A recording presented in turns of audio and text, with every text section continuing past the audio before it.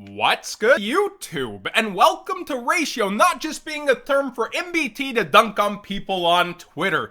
We have Ruxin opening 10 cases live on camera. Mans took 8 hours, and this is the kind of content I have been begging for vendors to make for a year. Just get a selfie stick and put a camera up there, upload it to YouTube, be a community resource, because whenever I'm putting it up and at best have a spreadsheet which actually destroys my video watch time because people skip to it, then skip off the video like a dueling book deck profile. This is the kind of thing where we can see non-tampered with cases, tons of openings, and even at 10 cases, you're going to see some variance happen. You got 10 starlights out of 10 cases when the average is 9 out of 10 cases, and that's going to happen, right? Like, you don't know where the 10 cases came from out of a lineup of shipped out 10 cases, and someone else can be missing 2 starlights out of their 10, or even 3 to 4. And these are US cases. The EU ratios are different. It's harder to get the starlights over in the EU, but they share the same short prints which Ruxin experienced. Access code Talker at 28 out of 10 cases. You just, move the decimal point 1 on each, so it's 2.8 per case. Celine at 2.6 per case. F0 at 2.5, he does have another, and Borload at 3 per case, but these are around 3 per case average, and he actually went under the average on a lot of these. Also, Toon BLS at 2.9, and Hades at 2.7. I was scratching my head over the Hades choice. I honestly wish Konami would do short prints more like this, where the card has a chance to become a little bit of value once again, but it's not like anybody's racing in order to go get, I need that card, that's the card I want out of Battle's Ledge, no other card, it's that. Well, to be fair, it was a little bit expensive, and most of the short print choices are one-ups in the extra deck to Konami's credit, like it's access code second short print, so I'm not feeling great about that, but at least you only need the one, and people are going to be super diving into these cases for the 10 different Starlight rares that are there. So 10 out of 10 for Ruxin. Good job. Still probably a massive L for him on actually opening this, so go ahead and leave his stream open in the background that he left up and give the man some watch time. Maybe a subscribe for the hard work that he's doing. Now, a lot of people have been asking me what I feel about access code Talker, both the Starlight and the regular version, and I've got a couple of takes here because there's two ways that this can realistically go. While I'm not a financial advisor channel, I don't know the future of card prices, how opening weekend's going to go.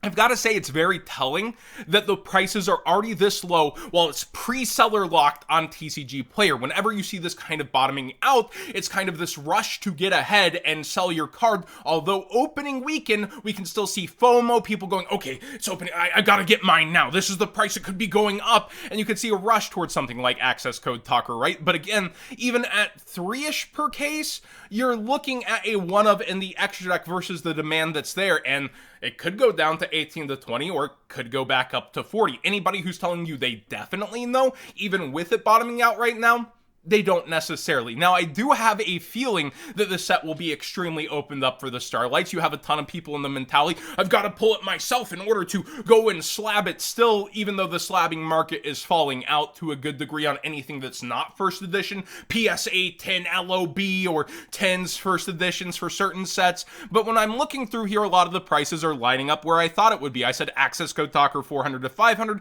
It's still above there right now, but I did call Exodia around 300. I called the limbs around 200s, and they could go under that, honestly, like 180-ish, 150-ish, because the limbs just are not as desirable as the head, and people will be trying to complete those sets. And then Borload Savage was the big curveball, and you have Yada and Super Poly. I think in the most desirable order, it will go access code Talker, maybe Savage, maybe Exodia, and then you have Super Polymerization, a 3 of, but you have an ultimate rare competitor to it, and then the Exodia limbs, and then Yada. Yada's kind of in the end. Not too many people are playing 2004 Chaos. A lot of people have a bad taste in their mouth, but I love the format personally. Maybe I'll popularize it one day, but I enjoyed playing that with Billy a lot during the last tabletop. House of Champ. Only one champ lives here now. For access code Talker itself, again, could go one of two ways, and then the next biggest cheapest card in the set is $10, and you're looking at a lot of 7, 6, 8s, and these are going to fall out as the set opens. You're going to see a ton of these come down.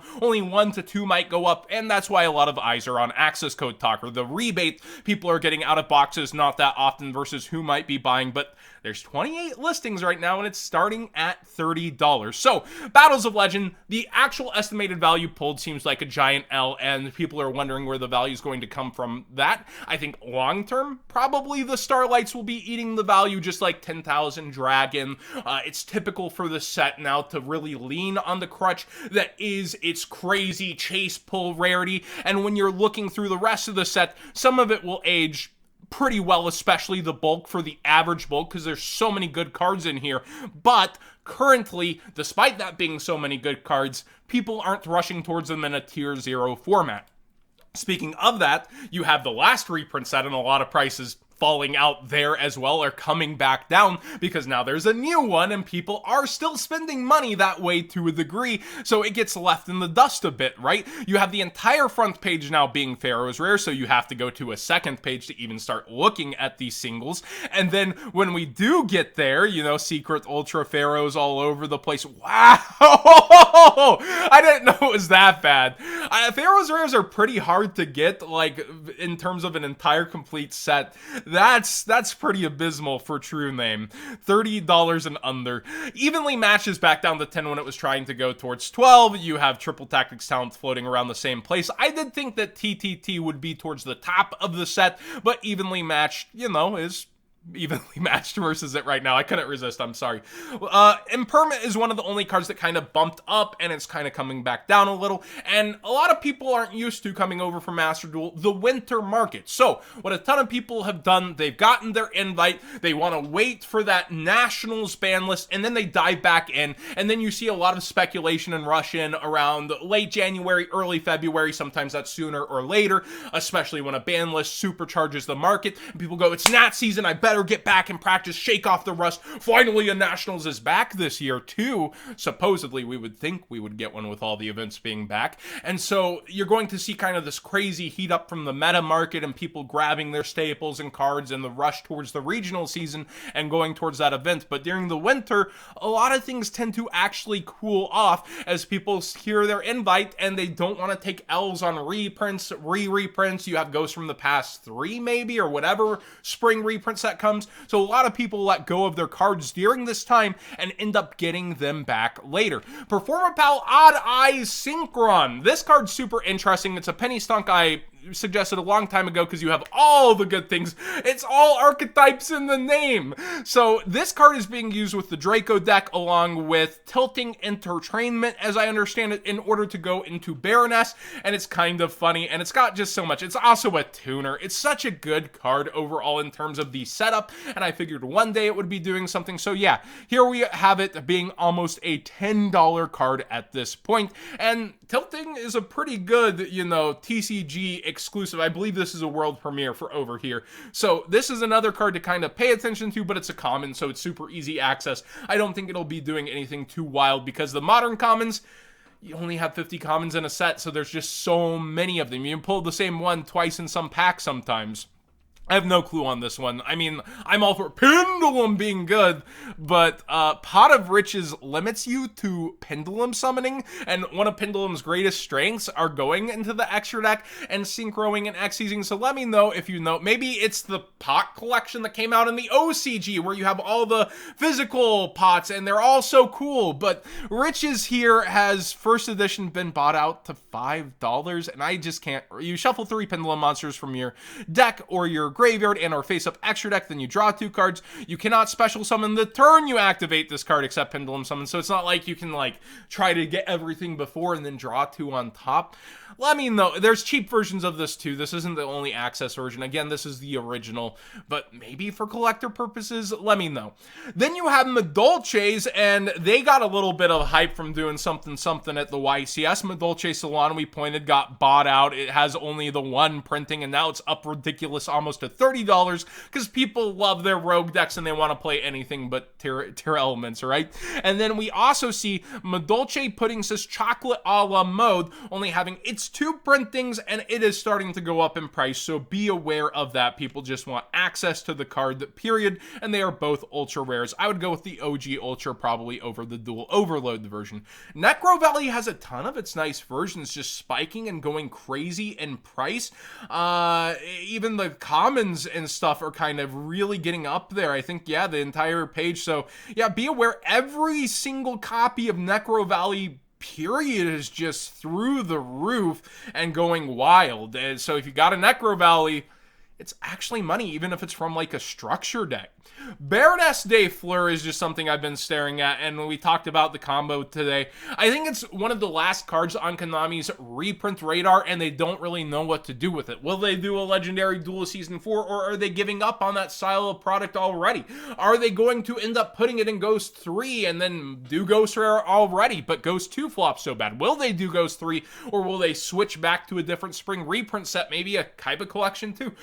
There's a lot of answers we don't have. It's a ton of speculation where and when this would be reprinted. So it's staying at triple digits even while the market's cooling off as it sees a lot of play, and it's one of the last cards that hasn't got a reprint that is super expensive.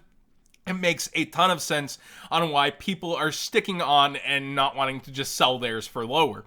Darkwing Blast is actually cooling off, though. If we look, remember Lubellion was up towards 70, and now it's got a market price of 57 with over 100 listings. Fenrir coming back down slowly under that $60 mark, and then just the rest of the set even chilling. The super rares, remember Druiswarm was threatening to go past 10, now it's coming back down. Magnum Up was 16, 17.